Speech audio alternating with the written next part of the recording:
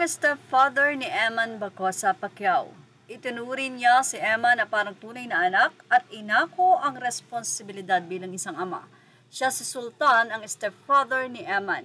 Isa rin siya sa mga nag-udyok at nagpursige kay Eman na maging buksingero.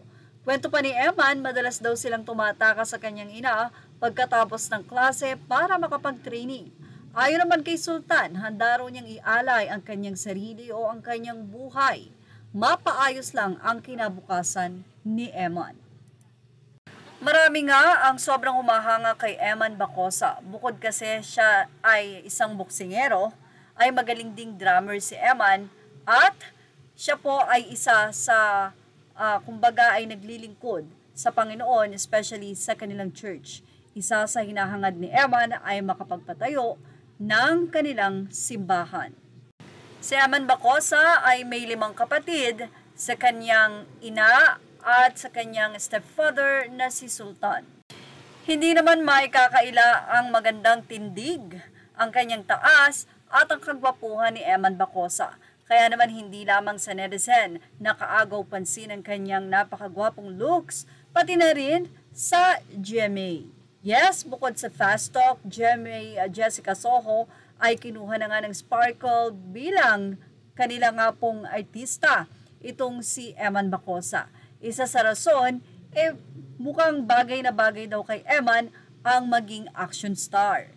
Pwede naman talagang mag-artista si Eman Bacosa, pero maraming mga netizen ang tila ayaw nila na mag-artista si Eman dahil alam nila ang kalakaran sa showbiz. Sana daw ay mag-focus na lamang si Eman sa pagiging boksingero o kaya naman ay mga commercial model dahil pwede siyang maging commercial model ng mga toothpaste at ang gandang ngumiti nito. Isa pa dyan, nag-viral sa social media ang pagkakasabi nito na wala siyang ginagamit sa mukha. Hindi siya balidoso. Ang tanging ginagamit niya lamang ay ang sabon na Safeguard. Matapos ngang sabihin ni Eman Bacosa na Safeguard lang ang kanyang ginagamit, narito ang naging komento ng mga netizen. Mag-safeguard na rin ako, makabili nga ng isang truck na Safeguard. Say naman ng isa, dapat kunin si Emma ang endorser ng Safeguard. Naku, kalakas ang benta ng Safeguard, model na siya ng Safeguard. Ako rin, Safeguard ang sabon ko, ang gamit ko, favorite ko ang kulay pink mula ulo hanggang paa. Kami din, Safeguard talaga, ang dami naming nagagamit. Say pa ng ilan, sobrang sumikat daw agad-agad ang Safeguard dahil kay Eman. Ang isa ay sinabi na sikat naman talaga ang Safeguard. Anyway, nung sinabi kasi ito ni Eman, ay sobrang nag-viral ito sa social media at pinag-usapan na sana nga daw ay kunin ng Safeguard si Eman Bacosa bilang kanilang endorser.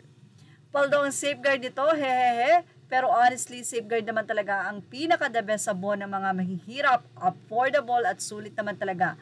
Aminin, pangmasa talaga ang Safeguard without compromising the quality. So yan po ang naging say ng mga netizen. Naku, abangan po natin yan kung tatawagan ba ng Safeguard si Eman para maging endorser nila. At say nga ng GMA, meron na silang action star. Naku, tingnan nga natin kung ano ang magiging project ni Eman Bacosa. Say nga ng mga netizen, sana daw ay hindi makompromiso ang kanyang faith, ang kanyang pananampalataya, at hindi maligaw ng landas si Eman. Yan ang ating showbiz top update. Images are all credit to the rightful owners. Please like, share, and subscribe.